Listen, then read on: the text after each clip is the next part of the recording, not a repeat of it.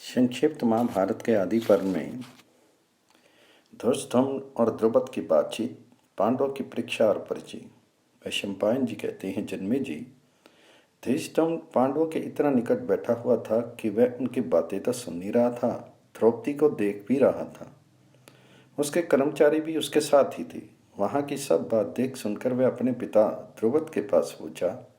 द्रुपद उस समय कुछ चिंतित हो रहे थे। उन्होंने अपने पुत्र धृष्टद्युम्न को देखते ही पूछा, बेटा, द्रौपदी कहाँ गई? उसे ले जाने वाले कौन हैं? मेरी कन्या किसी श्रेष्ठ क्षत्रिय अथवा ब्राह्मण के हाथ में ही पड़ी है ना? कहीं किसी वैश्य या शूद्र को तो नहीं मिल गई? क्या ही अच्छा होता यदि मेरी सौभाग्यवती पुत्री नर रत्न अर्जुन को प्राप्त हुई होती। तो धृष्टद्युम्न ने कहा, पिताजी, जिस कृष्ण मृग चरमधारी परम सुंदर नवयुवक ने लक्ष्य भेद किया था, वह बड़ा ही फुर्तीला और वीर है, इसमें संदेह नहीं है। जिस समय वह बहन द्रौपदी को साथ लेकर ब्राह्मणों और राजाओं के बीच में से निकला, उस समय उसके मुख पर किसी प्रकार के संकोच का भाव नहीं था। उसकी ढिठाई देखकर राजा लोग क्रोध में जल भुन उठे और उन पर आक्रमण कर बैठे। उनके साथी पुरुष ने देखते ही देखते एक विशाल वृक्ष उखाड़ लिया और उससे राजाओं का संहार प्रारंभ किया। कोई राजा उनका बाल तक बांका नहीं कर सका। वे दोनों मेरी बहन को लेकर नगर के बाहर कुम्हार के घर गई। वहाँ एक अग्नि के समान तेजस्विनी स्त्री बैठी थी। अश्वी वह उनकी माता होगी। उनके पास और भी 3 परम सुंदर नवयुवक बैठे हुए थे। उन्हें न अपनी माता के चरणों में प्रणाम करके द्रौपदी को प्रणाम करने की आज्ञा दी और अपनी माता के पास उसे रख कर, आए भाई, भिक्षा मांगने चले गए।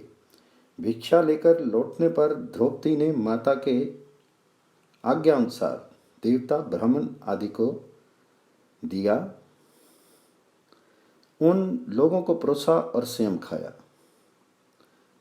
द्रौपदी उनके पैरों की ओर सोई।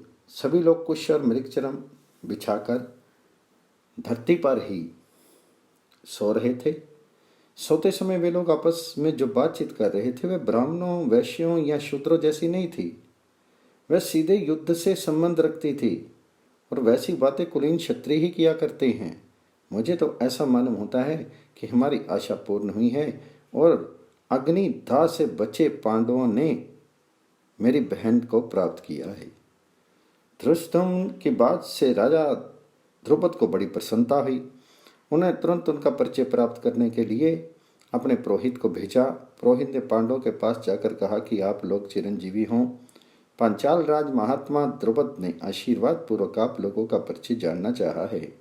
वीर योग को महाराज द्रुपद के मन में ये चिरकालीन अभिलाषा थी कि विशाल बाहु नर रत्न अर्जुन ही मेरी पुत्री का पाणी ग्रहण करे। उन्होंने मेरे द्वारा ये संदेश भेजा है कि यदि भगवत कृपा से मेरी लालसा पूर्ण हुई हो तो बड़े आनंद की बात है। इस संबंध से मेरा यश, पुण्य और हित होगा। युधिष्ठिर की आज्ञा से भीमसेन ने पुरोहित जी का आदर सत्कार किया। वे आनंद से बैठ के और पूजा स्वीकार की। युधिष्ठिर ने कहा, भगवान, राजा द्रुपद ने संबर करके अपनी पुत्री का विवाह करने का निश्चय किया था। ये क्षत्रिय धर्म के अनुकूल ही था। संबर करने का उद्देश्य किसी व्यक्ति के साथ विवाह करना तो नहीं होता। इस वीर ने इसके नियमों का पालन करते हुए भरी सभा में उनकी पुत्री को प्राप्त किया है। अब राजा द्रुपद को पछताने की कोई आवश्यकता नहीं है।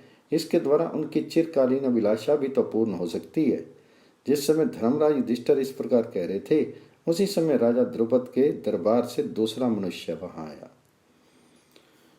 उसने धर्मराज युधिष्ठिर से कहा कि महाराज द्रुपद ने आप लोगों के भोजन के लिए रसोई तैयार करा ली है। आप लोग नित्य क्रम से निवृत्त होकर राजकुमारी कृष्णा के साथ वहां चलिए। सुंदर घोड़ों से जुते रथ आप लोगों के लिए खड़े हैं। धर्मराज युधिष्ठिर ने माता कुंती और द्रौपदी को एक रथ में बिठाया और 5 भाई पांडव विशाल रथों में बैठकर राजभवन के लिए रवाना हुए। राजा द्रुपद ने पांडवों की प्रवृत्ति की परीक्षा लेने के लिए राजमहल को अनेक वस्तुओं से सजा दिया था। फल फूल, आसन, गायें, रस्सियां, बीज और कृषभ को उपयोगी वस्तुएं एक और सजाई गई थी। दूसरी कक्षा में शिल्प कला के काम में आने वाले औजार रखे हुए थे। तरह तरह के खिलौने एक ओर, दूसरी ओर ढाल, तलवार, घोड़े, रथ, कवच, धनुष, बाण, शक्ति, रिष्टि और भशुंडी आदि युद्ध की सामग्रियां शोभायमान थी। उत्तम उत्तम वस्त्र, आभूषण अन्य कक्षा में शोभा पा रहे थे। जिस समय पांडवों के रथ वहां पहुंचे, माता कुंती और राजकुमारी द्रौपदी तो रनिवास में चली गई। राजमहल की स्त्रियों ने बड़े आदर सत्कार के साथ उनकी अगवानी और सम्मान किया। इधर राजा, मंत्री, राजकुमार, उनके इष्टमित्र, कर्मचारी और सम्मानित पुरुष पांडवों के शीर की गठन, चाल, ढाल, प्रभाव, पराक्रम आदि देखकर बहुत आनंद के साथ उनका स्वागत करने लगे। जो बड़े ऊंचे ऊंचे और बहुमूल्य राजोचित आसन लगाए गए थे, उन पर पांडव बिना किसी हिचक के जाकर बैठ गए।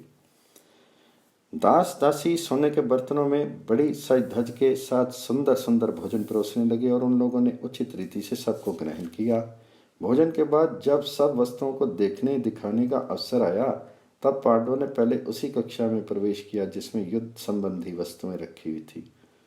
उनका ये काम देखकर सभी लोगों के मन में ये निश्चय सा हो गया कि ये अवश्य पांडव राजकुमार हैं। पांचाल राज द्रुपद ने धर्मराज युधिष्ठिर को अलग बुलाकर कहा, आप लोग ब्राह्मण, वैश्य, क्षत्रिय अथवा शूद्र हैं। ये बात हमें कैसे मालूम करें? कहीं आप लोग देवता तो नहीं हैं जो मेरी पुत्री को प्राप्त करने के लिए इस वेश में आए हैं? धर्मराज युधिष्ठिर ने कहा, राजेंद्र, आपकी अभिलाषा पूर्ण हुई, आप प्रसन्न हो। मैं महात्मा पांडु का पुत्र युधिष्ठिर हूँ। मेरे चारों भाई भीमसेन, अर्जुन, नकुल और सहदेव वहाँ बैठे हुए हैं। मेरी माता कुंती राजकुमारी द्रौपदी के साथ रनिवास में है। धर्मराज युधिष्ठिर की बात सुनकर द्रुपद की आंखें प्रसन्नता से खिल उठी। आनंदमग्न हो जाने के कारण वे कुछ भी बोल नहीं सके। द्रुपद ने जो जो करके अपने को संभाला और युधिष्ठिर से वारणाव्रत नगर के लाक्षा भवन से निकलकर भागने तथा अब तक के जीवन निर्वाह का समाचार पूछा। युधिष्ठिर ने संक्षेप में क्रमशः सब बातें कह दी। तब द्रुपद ने धृतराष्ट्र को बहुत कुछ बुरा भला कहा और युधिष्ठिर को आश्वासन दिया कि मैं तुम्हारा राज्य तुम्हें दिलवा दूंगा।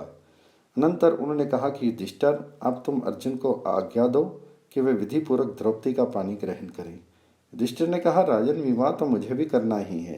द्रुपद बोले, ये तो बड़ी अच्छी बात है, तुम ही मेरी कन्या का विधिपूर्वक पानी ग्रहण करो। तो युधिष्ठिर ने कहा, राजन, आपकी राजकुमारी हम सब की पटरानी होगी। हमारी माताजी ऐसी ही आज्ञा दे चुकी हैं, इसलिए आप आज्ञा दीजिए कि हम सभी क्रमशः उसका पानी ग्रहण करें। राजा द्रुपद बोले, कुरु वंशभूषण, तुम ये कैसी बात कर रहे हो?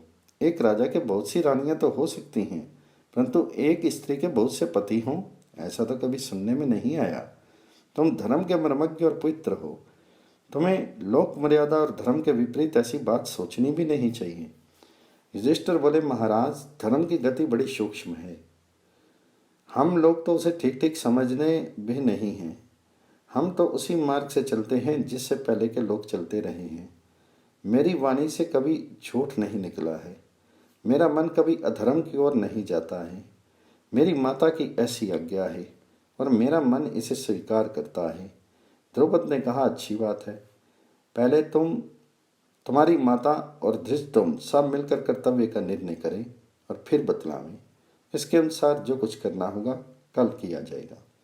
सब लोग इकट्ठे होकर विचार करने लगे। उसी समय भगवान वेद व्यास अचानक आ गए। सब लोगों ने अपने अपने आसन से उठकर उनका स्वागत अभिनंदन किया और प्रणाम करके उन्हें सर्वश्रेष्ठ स्वर्ण सिंहासन पर बिठाया। व्यास जी की आज्ञा से सब लोग अपने अपने आसन पर बैठ के कुशल समाचार निवेदन करने के बाद राजा द्रुपद ने भगवान वेद व्यास से प्रश्न किया, भगवान, एक ही स्त्री अनेक पुरुषों की धर्मपत्नी किस प्रकार हो सकती है? ऐसा करने में संकरता का दोष होगा या नहीं? आप कृपा करके मेरा धर्म संकट दूर कीजिए। तो व्यास जी ने कहा, राजन, नेक स्त्री के नेक पति हों, ये बात लोकाचार और वेद के विरुद्ध है। समाज में ये प्रचलित भी नहीं है। इस विषय में तुम लोगों ने क्या क्या सोच रखा है, पहले अपना मत सुनाओ। द्रुपद ने कहा, भगवान, मैं तो ऐसा समझता हूं कि ऐसा करना अधर्म है। लोकाचार वेदाचार और सदाचार के विपरीत होने के कारण एक स्त्री बहुत पुरुषों की पत्नी नहीं हो सकती। मेरे विचार से ऐसा करना अधर्म है। धृष्टद्युम्न बोला, भगवान, मेरा भी यही निश्चय है। कोई भी सदाचारी पुरुष अपने भाई की पत्नी के साथ कैसे सहवास कर सकता है? युधिष्ठिर ने कहा, मैं आप लोगों के सामने फिर से ये बात दोहराता हूँ कि मेरी वाणी से कभी झूठी बात नहीं निकलती। मेरा मन कभी अधर्म की ओर नहीं जाता। मेरी बुद्धि मुझे स्पष्ट आदेश दे रही है कि ये अधर्म नहीं है। शास्त्रों में गुरुजनों के वचन को ही धर्म कहा गया है और माता गुरुजनों में सर्वश्रेष्ठ है। माता ने हमें यह आज्ञा दी है कि तुम लोग भिक्षा की तरह इसका मिलजुल कर उपभोग करो। मेरी दृष्टि में तो वैसा करना धर्म ही जचता है। कुंती ने कहा, मेरा बेटा युधिष्ठिर बड़ा धार्मिक है। उसने जो कुछ कहा है बात वैसी ही है। मुझे अपनी वाणी मिथ्या होने का भय है, इसलिए आप लोग बताइए कि आप ऐसा कौन सा उपाय है जिससे मैं असत्य से बच जाऊं। व्यास जी ने कहा, कल्याणी, इसमें संदेह नहीं कि असत्य से तुम्हारी रक्षा हो जाएगी। द्रुपद, राजा युधिष्ठिर जो कुछ कह रहे हैं वह धर्म के प्रतिकूल नहीं, अनुकूल ही है। परंतु इस बात का रहस्य मैं आपके सबके सामने नहीं बतला सकता, इसलिए तुम मेरे साथ एकांत में चलो। ऐसा कहकर व्यास जी उठ गए और राजा द्रुपद का हाथ पकड़कर एकांत में ले गए। धृष्टद्युम्न आदि उनकी बात देखते हुए वहीं बैठे रहे। व्यास जी ने द्रुपद को एकांत में ले जाकर द्रौपदी के पहले 2 जन्मों की कथा सुनाई और यह बतलाया कि भगवान शंकर के वरदान के कारण ये 5 ही द्रौपदी के पति होंगे। इसके बाद उन्होंने कहा, द्रुपद, मैं प्रसन्नतापूर्वक तुम्हें दिव्य दृष्टि देता हूँ। इसके द्वारा तुम इन पांडवों के पूर्व जन्म के शीर को देखो। द्रुपद ने भगवान वेदव्यास जी के कृपा प्रसाद से दिव्य दृष्टि प्राप्त करके देखा कि 5 पांडव के दिव्य रूप चमक रहे हैं। वे अनेकों आभूषण धारण किए हैं, विशाल वक्षस्थल पर दिव्य वस्त्र हैं। वे ऐसे जान पड़ते हैं मानो स्वयं भगवान शिव, आदित्य अथवा वसु विराजमान हो रहे हों। साथ ही उन्होंने यह भी देखा कि उनकी पुत्री द्रौपदी दिव्य रूप से चंद्रकला अथवा अग्निकला के समान दीप्यमान हो रही है, मानो उनके रूप में भगवान की दिव्य माया ही प्रकाशित हो रही है। वह रूप, तेज और कीर्ति के कारण पांडवों के श्रद्धा अनुरूप दिख रही थी। ये झांकी देखकर द्रुपद को बड़ी प्रसन्नता हुई। आश्चर्यचकित होकर उन्होंने व्यास जी के चरण पकड़ लिए। बोल उठे, धन्य है, धन्य है। आपकी कृपा से ऐसा अनुभव होना कुछ विचित्र नहीं है। राजा द्रुपद ने आगे कहा, भगवान, मैंने आपके मुख से जब तक अपनी कन्या के पूर्व जन्म की बात नहीं सुनी थी और ये विचित्र दृश्य नहीं देखा था, तभी तक मैं युधिष्ठिर की बात का विरोध कर रहा था। परंतु विधाता का ऐसा ही विधान है, तब उसे कौन टाल सकता है। आपकी जैसी आज्ञा है वैसा ही किया जाएगा। भगवान शंकर ने जैसा वर दिया है, चाहे वह धर्म हो या अधर्म, वैसा ही होना चाहिए। अब इससे मेरा कोई अपराध नहीं समझा जाएगा, इसलिए 5 पांडव प्रसन्नता के साथ द्रौपदी का पानी ग्रहण करें, क्योंकि द्रौपदी 5 भाइयों की पत्नी के रूप में प्रकट हुई है।